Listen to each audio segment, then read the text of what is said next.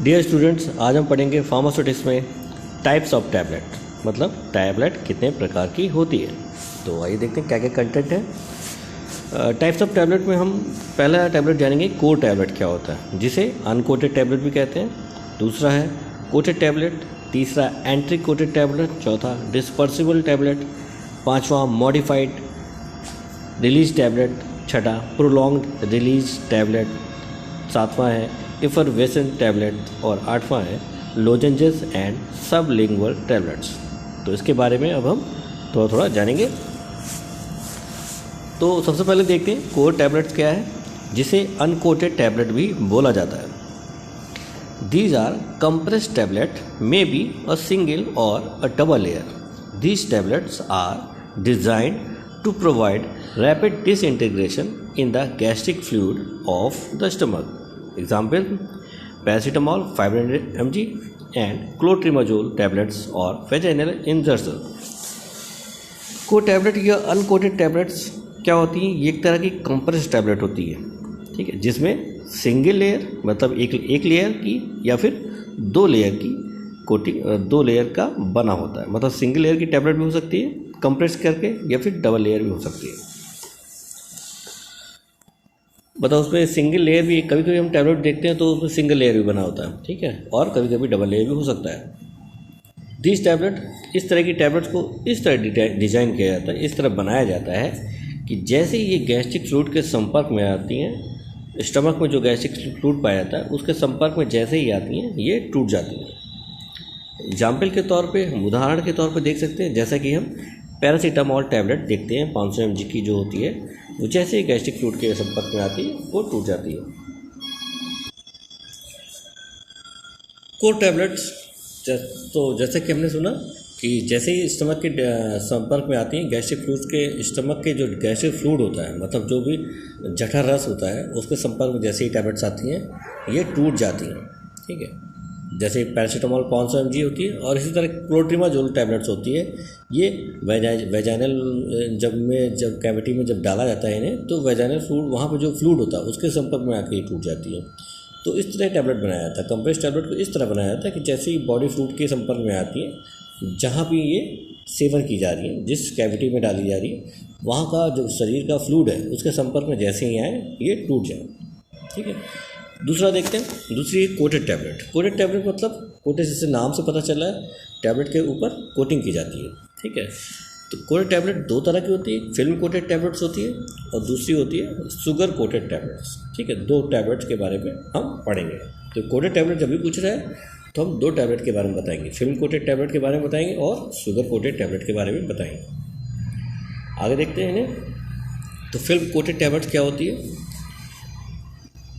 These are tablets coated or spread with a thin layer of polymer hydroxypropyl methyl cellulose and hydroxypropyl cellulose or a mixture of polymers. Example: Iodragid A100, which are responsible for forming a thin layer of film on compressed tablet. The thickness of such coating is usually between 20 to 100 micrometer. The coated tablet is designed to expose the core tablet at a desirable location in the gastrointestinal tract.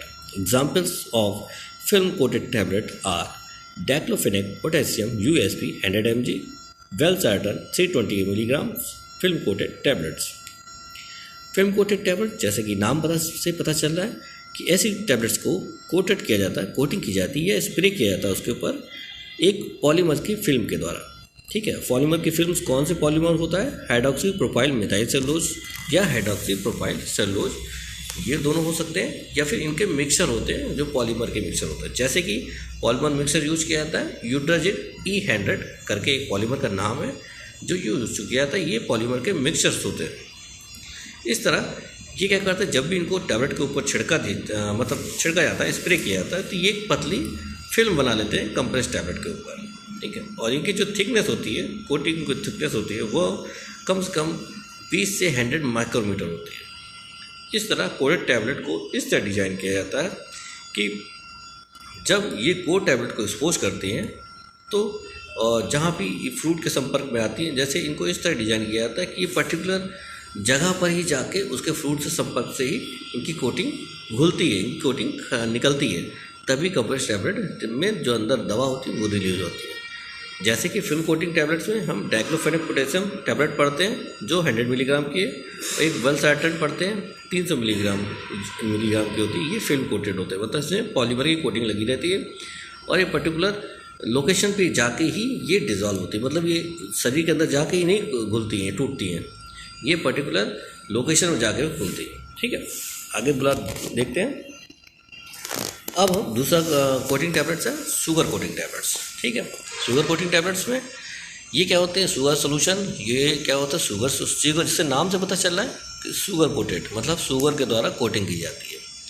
तो लेकिन इसके sugar coating के 6 steps होते हैं कि ये जो coating होती है वो 6 स्टेप्स में की जाती है। पहले स्टेप में क्या की जाती है, पहला स्टेप का नाम जो होता है वो होता है सीलिंग ऑफ टैबलेट को। तो यहाँ पे क्या करते हैं, टैबलेट को पॉलीमर के द्वारा सील किया जाता है। जैसे कौन से पॉलीमर, सेलाक, सेलुलोज एसीटेट थैलेट और पॉलीविनाइल एसीटेट थैलेट, ये 2 पॉलीमर्स हैं, इनके से कोटिंग की जाती है। ये क्या करते हैं, ये टैबलेट को कोर को बचाते हैं, किससे, मॉइस्चर से, नमी से बचाते हैं। ठीक है, तो ये पहला स्टेप्स हो गया जिसमें पॉलीमर सेलाक या सेलुलोज एसीटेट थैलेट की कोटिंग की जाती है।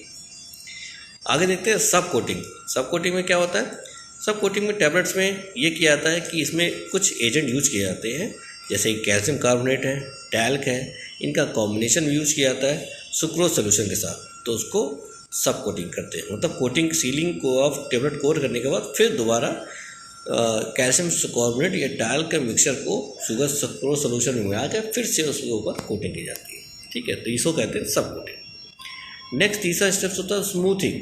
स्मूथिंग में क्या करते हैं, जो सुक्रोज का सिरप होता है वो जो डल सरफेस टैबलेट का होता है वो उसको बनाता है।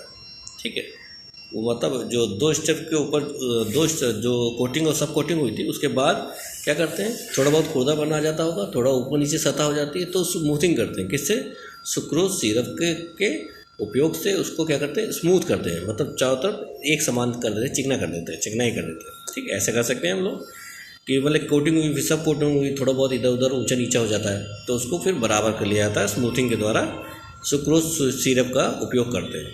ठीक है, नेक्स्ट है चौथा कलरिंग, मतलब कलर किया जाता है। कोटिंग करने के बाद टैबलेट देखने में अच्छी लगे तो उसमें वो कलर कर देते हैं। तो टाइटेनियम बेस्ड पिगमेंट करते हैं, अगर ब्लू कलर देना है टाइटेनियम वाला बेस्ड कलर देते हैं, अगर रेड कलर देना है तो कैरामेल रेड देते हैं, इंडिगो ग्रीन देता है, हरा देना है तो इंडिगो ग्रीन जैसा कलर यूज करते हैं, जो कि FDA से अप्रूव होना चाहिए। उसके बाद पॉलिशिंग करते हैं उस टैबलेट की। पॉलिशिंग में क्या करते हैं हम लोग, पॉलिशिंग में टैबलेट की बी वैक्स है, कार्बोनो वैक्स है, इससे पॉलिश करते हैं। तो इससे पॉलिश करने से क्या होता है, चमक हो जाती है, तो जो भी टैबलेट है वो चमकती है, शाइन करती है। ठीक है, तो इसलिए पॉलिशिंग की जाती है। उसके बाद नेक्स्ट क्या है, प्रिंटिंग। छठा जो स्टेप्स होता है प्रिंटिंग।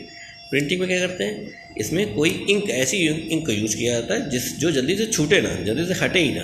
ठीक है, प्रिंटेड इंक, तो उसके लिए नाम के लिए यूज़ किया जा सकता है। ठीक है, तो फिर प्रिंटेड इंक को यूज़ करते हैं शुगर कोटेड टैबलेट के ऊपर। ठीक है, तो ये 6 स्टेप्स है जो शुगर कोटिंग टैबलेट के बारे में है। शुगर कोटिंग टैबलेट जब भी पूछा जाए अलग से तो हम ये 6 स्टेप्स बताएंगे। पहला सीलिंग ऑफ टैबलेट को, टैबलेट को सील कर देते हैं किसी पॉलीमर की सहायता से। फिर उसके बाद दूसरा सब कोटिंग में, सब कोटिंग में कैल्शियम कार्बोनेट टैल की सहायता से कोटिंग करते हैं, सब कोटिंग कहलाता है। फिर तीसरा स्मूथिंग करते हैं, स्मूथिंग में सिरप की सहायता से स्मूथिंग कर दी जाती है। चौथा कलर करने के लिए कलरिंग की जाती है। पॉलिशिंग, चमक बढ़ाने के लिए पॉलिशिंग करते हैं। उसके बाद प्रिंटेड, मतलब उसमें इंक से कुछ भी प्रिंट करने के लिए, जैसे पैरासीटामॉल लिखना है या कोई एंटीबायोटिक का नाम लिखना है, कंपनी का नाम लिखना है, तो फिर उससे इसलिए उससे वो इंक यूज किया जाता है। ठीक है, नेक्स्ट हम तीसरा देखते हैं एंट्री कोटेड टैबलेट। अभी हमने दो पढ़ा, कोर टैबलेट पढ़ा मतलब अनकोटेड टैबलेट पढ़ लिया, और दूसरा कोटिंग टैबलेट पढ़ लिया। कोटिंग टैबलेट में फिल्म कोटिंग और शुगर कोटिंग टैबलेट पढ़ा। अब तीसरा है एंट्री कोटेड टैबलेट। ठीक है, तो यहाँ एंट्री कोटेड टैबलेट क्या होती है, ये क्या होती है, ये जो कोटिंग सोल्यूशन होता है पॉलीमर का, उसकी एक कोटिंग या फिर एक से ज़्यादा जो कोटिंग होती है, उस कोटिंग को यूज किया जाता है पॉलीमर का, जो स्टमक के एसिड से उनका कोई प्रभाव नहीं पड़ता, उस तरह की पॉलीमर का यूज किया जाता है। एंट्री कोटिंग वाले पॉलीमर क्या करते हैं, ये क्या करते हैं, ये गैस्ट्रिक फ्लूइड के संपर्क में आने पर ही ये क्या जो संपर्क में आने पर टूटते नहीं हैं, लेकिन जैसे ही जीआईटी में जाते हैं, गैस्ट्रोइंटेस्टाइनल फ्लूइड में जाते हैं, तो वहाँ जाके ये पॉलीमर घुल जाते हैं और टैबलेट के जो मेडिकमेंट है वो बाहर आ जाता है। कौन कौन से पॉलीमर का यूज़ किया जाता है? सेलुलोज एसीटेट थैलेट का और hydroxy propyl methyl cellulose succinate, ये दो पॉलीमर्स का उपयोग किया जाता है एंटीकोटेड टैबलेट के लिए। और ये क्या करते हैं? ये लो पीएच पे अघुलनशील होते हैं। तो लो पीएच में मतलब जैसे कि स्टमक में एसिडिक होता है एनवायरनमेंट स्टमक के, तो वहाँ पे घुलते नहीं है। हाई पीएच पे इंटेस्टाइन में जाके पीएच का मात्रा ज़्यादा हो जाती है, पीएच का वैल्यू, तो वहाँ जाके घुल जाते हैं। ठीक है, लिखा है but soluble at high pH. तो एग्जाम्पल में एंटीकोटेड टैबलेट की जैसे कि diclofenac sodium delay release 100 mg tablet हम मार्केट में देखते हैं। ठीक है, तो ये एग्जाम्पल हो गया। तो एंटीकोटेड टैबलेट क्या है?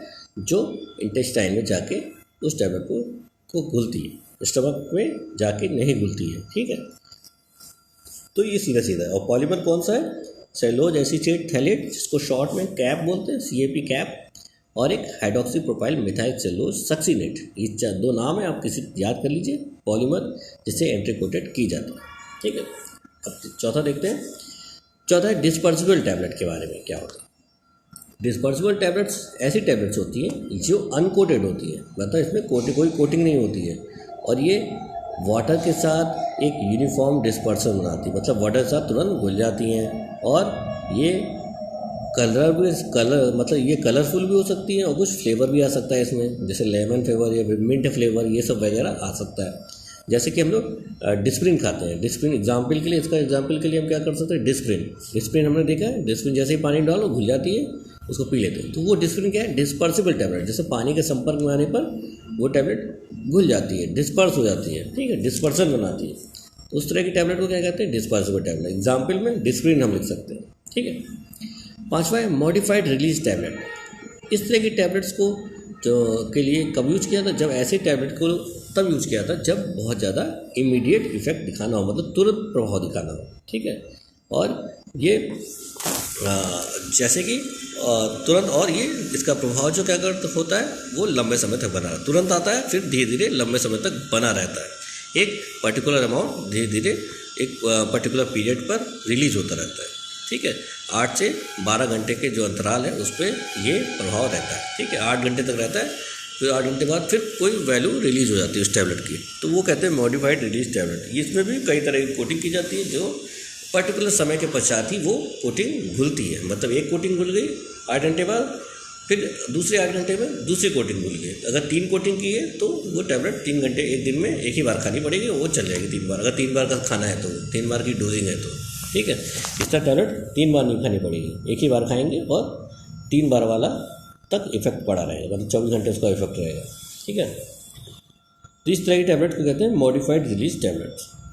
आगे देखते हैं, छठा है prolonged release tablet. Prolonged release मतलब लंबे समय तक उस टैबलेट का प्रभाव बनाए रखना है, ये उसी से मिलता जुलता है। इस टैबलेट को क्या कहते हैं? इसको सस्टेन रिलीज टैबलेट भी बोलते हैं या एक्सटेंडेड रिलीज टैबलेट भी बोलते हैं। मतलब टैबलेट एक बार लिया, उसका प्रभाव लंबे समय तक बना रहा। इसको इस तरह से डिज़ाइन किया जाता है, इस तरह से बनाया जाता है कि ये पहले से ही लंबे समय तक ये दवा रिलीज होती रहती है। पहला रिस्पॉन्स आएगा तुरंत, उसके बाद दूसरा रिस्पॉन्स कुछ देर में आएगा। तो इस तरह ये लंबा प्रभाव तक बनी रहती हैं और ये कई महीने तक उसको खाया नहीं जाता। एक ही टैबलेट खा ली तो एक महीने तक चल जा रही है आराम से। ठीक है, तो इसको कहते हैं प्रोलॉन्ग रिलीज टैबलेट और एक्सटेंडेड रिलीज टैबलेट, इस तरह की टैबलेट को। ठीक है, सातवां क्या है? Effervescent tablet. इफरवेसेंट टैबलेट क्या होती है? ऐसी टैबलेट्स होती है जिसमें कार्बन डाइऑक्साइड गैस रिलीज होती है जैसे ही उस टैबलेट को पानी के साथ मिक्स किया जाता है। और ये क्यों होता है? ये कार्बोनेट बाइकार्बोनेट टार्टरिक एसिड के कारण होता है, सिट्रिक एसिड के कॉम्बिनेशन के कारण होता है, जिसमें कार्बन डाइऑक्साइड गैस रिलीज होती है। तो इफरवेसेंट टैबलेट ऐसी टैबलेट्स होती हैं जो पानी के संपर्क में आकर कार्बन डाइऑक्साइड गैस रिलीज करती हैं और इफरवेसेंट क्रिएट करती हैं। जो छोटे बहुत बुलबुले टाइप के दिखते हैं हमें, उसी को कहते हैं इफरवेसेंट। ठीक है, तो ये डिसइंटीग्रेटर के रूप में जुड़े रहते हैं। क्या? कार्बोनेट बाइकार्बोनेट, जो सेल के संपर्क में आने पे तुरंत ही घुल जाते हैं और कार्बन डाइऑक्साइड गैस रिलीज कर देते हैं। ठीक है, तो ये हो गया इफरवेसेंट टैबलेट। इफरवेसेंट टैबलेट हमने जैसे देखते हैं, जैसे कि हम वो खाते हैं, गैस की कोई गोली खाते हैं तो उसमें पानी, जैसे अब पाउडर की बात, अगर इनो देखता है, इनो जैसे इनो है इनो तो पाउडर फॉर्म में आता है, लेकिन जैसे ही उसको डालते हैं तो वो तुरंत कार्बन डाइऑक्साइड गैस रिलीज होती है और बुलबुले निकलते हैं, ठीक है, इफरवेसेंट उसी को कहते हैं। तो इसी तरह टैबलेट भी आती है, जैसे इनो आता है उसी तरह इनो टाइप की एक कुछ टैबलेट्स भी आती है जिनको पानी में डालकर तुरंत घुल जाती है, ठीक है। तो उसी तरह के टैबलेट को इफरवेसेंट टैबलेट बोला जाता है। नेक्स्ट हम देखते हैं आठवां पॉइंट है लोजेंजेस एंड सबलिंगुअल टैबलेट्स के बारे में। लोजेंजेस एंड सबलिंगुअल मतलब जीभ के पास जो माउथ में ही जो टैबलेट डिजॉल्व हो जाती है उसको लोजेंजेस भी बोलते हैं और सबलिंगुअल टैबलेट भी बोलते हैं, क्योंकि ये जीभ के नीचे रखी जाती है। तो ये टैबलेट क्या होती है, ये तुरंत डिजॉल्व हो जाती हैं, जैसे ही माउथ में लगती है तुरंत ये डिजॉल्व होने लगती है, रिलीज होने लगती हैं। और ये इस तरह ये अनकोटेड होती है, मतलब इसमें कोई कोटिंग नहीं की रहती है। और ये इनको क्या किया जाता है, इनको चबा के या चूस के इनका सेवन किया जाता है। इससे क्या होता है, जो दवा होती है वो टैबलेट्स में धीरे धीरे रिलीज होती है और पर्टिकुलर पार्ट में प्रभाव दिखाती है, ठीक है। और इनके जो मेडिकामेंट्स होते हैं वो भी जल्दी एब्जॉर्व हो जाते हैं, क्योंकि ये तुरंत घुल जाती है माउथ में रख के। ये इंटेस्टाइन स्टमक में जाती ही नहीं, ना इंटेस्टाइन में जाती ही नहीं, मेटाबॉलिज्म होता ही नहीं है, तो ये तुरंत एब्जॉर्व होती है और तुरंत प्रभाव हो जाता है, ठीक है। तो और इस तरह की टैबलेट को हार्ट अटैक वाले पेशेंट के लिए बहुत ही लाभकारी है। बहुत सी टैबलेट्स आपने देखी होगी जो हार्ट वाले पेशेंट चूस लेते हैं तो जो सीने में दर्द वगैरह होता है, उनके हार्ट अटैक आने वाला होता है, वो उससे बच सकते हैं। ब्रांकोडायलेटर टाइप में बहुत सी ड्रग्स होती हैं, जैसे नाइट्रोग्लिसरीन टैबलेट्स होती हैं, वो एंजाइना पेक्टोरिस ये हार्ट डिजीज़ में काम करती है, जिससे जो नैरो हो जाती है जो वेसल्स, वो उसको रिलीज़ कर देता, ढीला कर देता है, ताकि वो ब्लड की सप्लाई बनी रहे, ठीक है। तो ये डिजीज़ के बारे में हम आगे दूसरे सब्जेक्ट में पढ़ सकते हैं, ह्यूमन एनाटॉमी फिजियोलॉजी या हेल्थ एजुकेशन या सोशल फार्मेसी में इस डिजीज़ के बारे में, या फिर सेकेंड ईयर में आगे हम डिटेल में डिजीज़ को पढ़ेंगे। वैसे एंजाइना पेक्टोरिस क्या होती है, एक हार्ट की बीमारी होती है जिसमें जो आर्टरी होती है वो बहुत नैरो हो जाती है, ठीक है, सिकुड़ जाती है। तो नाइट्रोग्लिसरीन जो दवाई है उससे उसको ढीला कर देती है और फैल जाता है, जिससे ब्लड की सप्लाई नहीं रुकती। तो यहाँ पे जो टैबलेट्स खाते हैं माउथ में उसी का ही प्रभाव रहता है, तो तुरंत प्रभाव दिखाता है, ठीक है, इमीडिएट प्रभाव होता है, क्योंकि ये फास्ट डिजॉल्विंग टैबलेट भी इनको बोलते हैं, ठीक है। तो ये हो गया वहाँ पर हमारा टैबलेट के टाइप्स के बारे में। जल्दी से हम रिवाइज कर लेते हैं। तो आज हमने पढ़ा टैबलेट्स के टाइप्स के बारे में, कोड टैबलेट या अनकोडेड टैबलेट, जो साधारण कंप्रेस टैबलेट होती है, ठीक है। दूसरा क्या है, कोटेड टैबलेट, जिसमें पॉलीमर की कोटिंग की जाती थी।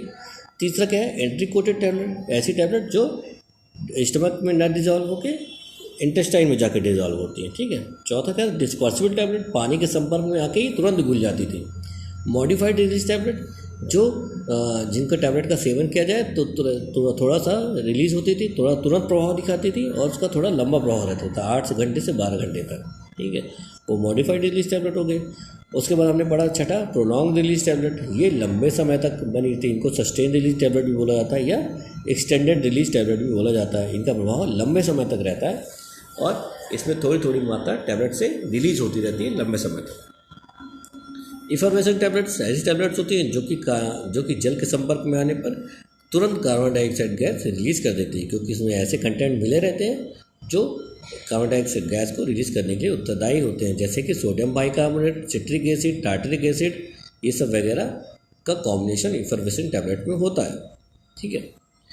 और आठवां हमने पढ़ा था लोजेंजेस और सबलिंगुअल टैबलेट के बारे में। लोजेंजेस सबलिंगुअल टैबलेट्स जो माउथ में ही डिजॉल्व हो जाती हैं ऐसी टैबलेट्स और तुरंत प्रभाव दिखाती हैं, ठीक है। लोजेंजेस कहाँ रखा जाते हैं, माउथ में रखी जाती है। सबलिंगुअल जीभ में रखी जाती है, जीभ के नीचे रखी जाती है। तो इस तरह की टैबलेट हार्ट के पेशेंट के लिए बहुत ही लाभकारी होती है, क्योंकि ये तुरंत घुलती है और तुरंत प्रभाव दिखाती है। तो इस तरह की टैबलेट को फास्ट डिजॉल्विंग टैबलेट भी बोला जाता है, ठीक है। ये आपका आज का टॉपिक खत्म हुआ टाइप्स ऑफ टैबलेट के बारे में। नेक्स्ट टॉपिक में हम फिर नए टॉपिक के बारे में चर्चा करेंगे।